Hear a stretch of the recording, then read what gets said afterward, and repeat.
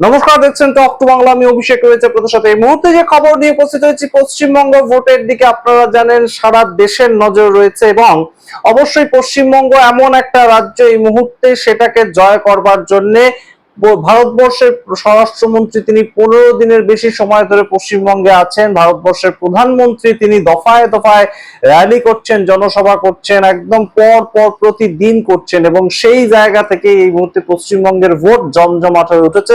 4 তারিখ সমস্ত রেজাল্ট আমরা জানতে পারবো যে বিজেপি ঠিক যেমন ভাবে হরিয়ানা, মহারাষ্ট্র, দিল্লি এবং বিহার পরপর জয় করলো, ঠিক সেইভাবেই এই মুহূর্তে পশ্চিমবঙ্গ তারা নিয়ে নেবে, নাকি কোথাও গিয়ে একটা ধাক্কা খেতে হবে। কিন্তু সেই নিয়ে নানা মুনির নানা মত থাকলেও প্রশান্ত কিশোর বিভিন্ন সময়ে তার বক্তব্যের মাধ্যমে বিভিন্ন ধরনের বক্তব্য রাখেন এবং বিভিন্ন ইঙ্গিতপূর্ণ বক্তব্য, এবং সেই জায়গাটা প্রশান্ত কিশোর যেহেতু বহুদিন ধরে তৃণমূল কংগ্রেস এবং পশ্চিমবঙ্গকে দেখেছেন কাছ থেকে, সেই জায়গাটা কিন্তু এই মুহূর্তে আরো গুরুতর হয়ে ওঠে যখন পশ্চিমবঙ্গে 2026-এর বিধানসভা নির্বাচনের মধ্যেই সেই প্রেক্ষাপটে দাঁড়িয়ে প্রশান্ত কিশোর কিছু বক্তব্য রাখেন রাজনৈতিকভাবে।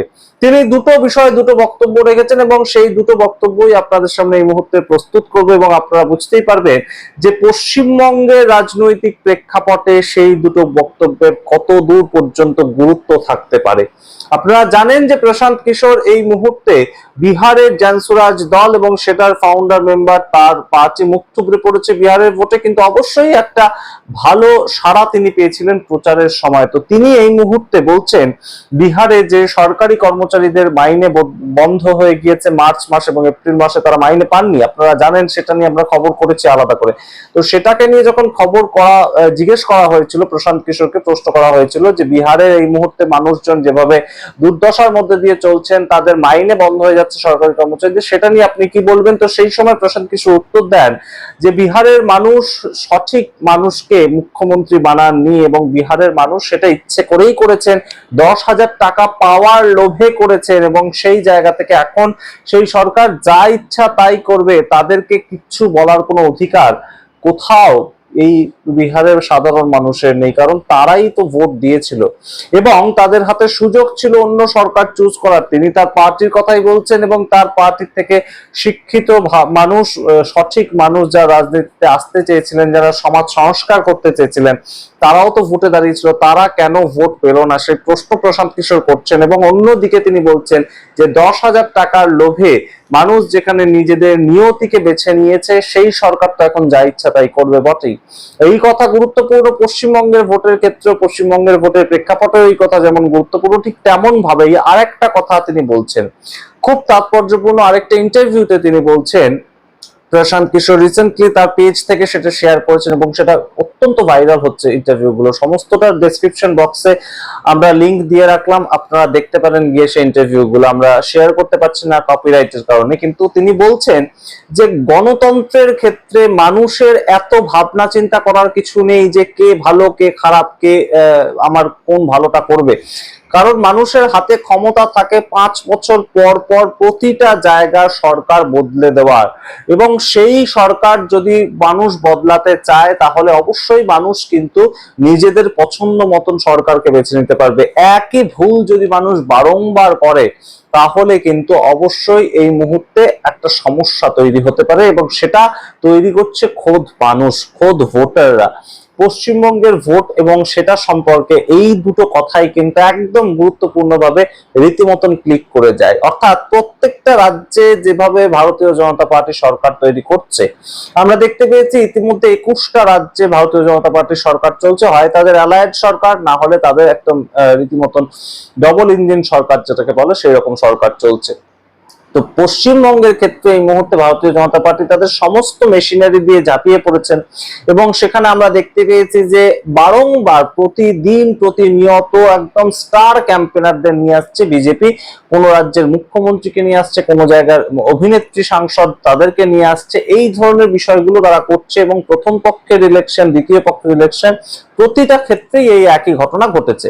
এবং দেশের প্রধানমন্ত্রী পর্যন্ত রোড শো করেছেন পর পর প্রতিদিন। তো সেই জায়গায় দাঁড়িয়ে এই মুহূর্তে যে প্রেক্ষাপটটা তৈরি হচ্ছে, প্রশান্ত কিশোর বলছে যে মানুষ যদি একই ধরনের ভুল রিপিটেটিভ ওয়েতে করতে থাকেন তাহলে তো তাদের সেটার ফল ভোগ করতেই হবে। সেটা যেমন প্রত্যেকটা জায়গার ক্ষেত্রে সঠিক, সেটা পশ্চিমবঙ্গের ক্ষেত্রেও সঠিক বটে। এবং পশ্চিমবঙ্গে ভোট যেখানে রয়েছে, একদম দ্বিতীয় দফার ইলেকশন হবে এবং তার পরবর্তীতে 4 তারিখ রেজাল্ট বেরোবে, সেই জায়গাগুলো যখন রয়েছে সেখানে দাঁড়িয়ে একদম সরাসরি প্রশান্ত কিশোর এই বক্তব্য গুরুত্বপূর্ণ। এবং হরিয়ানা, মহারাষ্ট্র, দিল্লি কিংবা বিহারের ক্ষেত্রে যে মানুষ কাজগুলো করেছেন, বিজেপি সরকারকে চুজ করেছেন, সেই জায়গাটার কথাই কি প্রশান্ত কিশোর বললেন? এই প্রশ্ন যেমন ওঠে ঠিক তেমন ভাবেই আরেকটা কথা প্রশান্ত কিশোর বলছেন যে টাকার লোভে যদি সরকারকে চুজ করা হয়, 10,000 টাকার বিনিময়ে যেভাবে বিহারের সরকারকে মানুষ চুজ করেছে, সেটা যদি এই মুহূর্তে একদম সরাসরি অন্য কোনো জায়গার ক্ষেত্রেও মানুষ করেন, তাহলে সেই ক্ষেত্রে তাদের যে পরবর্তী সরকার আসবে তাদের যা ইচ্ছা তারা করবে, তো সেই ক্ষেত্রে তো কারোর কিছু বলার থাকতে পারে না। ভোটাররাই তো তাদেরকে চুজ করেছেন টাকার লোভে। সেটাও কি কোথাও গিয়ে ইঙ্গিত নয় একটা? অর্থাৎ পশ্চিমবঙ্গে ভোটে আসার আগে ভারতীয় জনতা পার্টি কলকারখানা করবে এ ধরনের কোনো কথা বলেনি। ভারতীয় জনতা পার্টি বিভিন্ন ধরনের একদম মানুষের চাকরি ইত্যাদি কোনো কথা তেমন বলেনি। তারা অন্নপূর্ণা ভান্ডারের কথা বলেছে। তারা একদম অন্নপূর্ণা ভান্ডারের জন্য আমরা দেখতে পেয়েছি যে স্লিপ রীতিমতন লিখিয়েছে মানুষের কাছে গিয়ে। তো সেই জায়গাগুলোকে একদম ইন্ডিকেট করে কি দেশের অন্যতম একজন গুরুত্বপূর্ণ ভোট স্ট্র্যাটেজিস্ট এবং একজন নতুন করে দল খুলে ফেলা প্রশান্ত কিশোর, তার এই কথাটা এই মুহূর্তে গুরুত্বপূর্ণ প্রেক্ষাপট। তার কারণ আপনারা জানেন যে পশ্চিমবঙ্গের ভোটের দিকে সারা দেশ তাকিয়ে আছে। যেমন বলে শুরু করলাম আপনাদের, অরবিন্দ কেজরিওয়াল যেভাবে ধাক্কা খেয়েছেন এবং সেই ধাক্কার কথাটা তিনি শেয়ার করলেন যে ভোটার লিস্টে কারচুপি করে এই মুহূর্তে ইলেকশন কমিশনকে কাজে লাগিয়ে বিজেপি জয়লাভ করছে, সেই কথাটা হয়তো অরবিন্দ কেজরিওয়াল তার অভিজ্ঞতা থেকে বলছেন। কিন্তু প্রশান্ত কিশোর তিনি কিন্তু ভোটারদের উপরেও বেশ খানিকটা দোষ দিচ্ছেন। ভোটারদেরকেও কোথাও গিয়ে সতর্ক হতে বলছেন যেখানেই ভোট থাক না কেন। এবং অবশ্যই রিপিটেটিভ ভুল করার যে কথাটা, সেটাও কিন্তু তাৎপর্যপূর্ণ প্রশান্ত কিশোরের বক্তব্য থেকে, তাই অন্তত উঠে আসে। তো সমস্তটা মিলিয়ে এই মুহূর্তে ভোট যুদ্ধ জমজমাট, একদম রীতিমতন আমরা দাঁড়িয়ে আছি ভোটের রেজাল্টের ঠিক আগে। এবং সেই পর্যায়ে দাঁড়িয়ে প্রথম দফার নির্বাচন 23 তারিখ এবং দ্বিতীয় দফার নির্বাচন পশ্চিমবঙ্গে 29 তারিখ। তো সেইখানে দাঁড়িয়ে একদম সরাসরি ভোটের মুখে, ভোটের বাজারে এই ধরনের কথাবার্তা অবশ্যই ইঙ্গিতপূর্ণ এবং সেগুলো ভাইরাল হচ্ছে সোশ্যাল মিডিয়াতে। সেই জন্য আপনাদের সামনে রাখলাম। আপনারা গিয়ে আমাদের যে ডেসক্রিপশন বক্স ভিডিওতে এই দুটো যে ছোট ছোট ভিডিও, এই দুটো ছোট ছোট মন্তব্য দুটোই প্রশান্ত কিশোরের মুখ থেকে শুনতে পারেন। আপনাদের মন্তব্য আপনারা কমেন্ট বক্সে করুন এবং আপনাদের ঠিক কি মনে হচ্ছে 4 তারিখ কার মুখে শেষ হাসিটা থাকবে? ভারতীয় জনতা পার্টি কি এই মুহূর্তে লোকসভা ভোটের পর তাদের সবচেয়ে গুরুত্বপূর্ণ যে পাখির চোখ সেটাকে জয় করতে পারবে পশ্চিমবঙ্গকে, নাকি আবারও কোথাও গিয়ে মমতা ব্যানার্জির সরকার আসবে?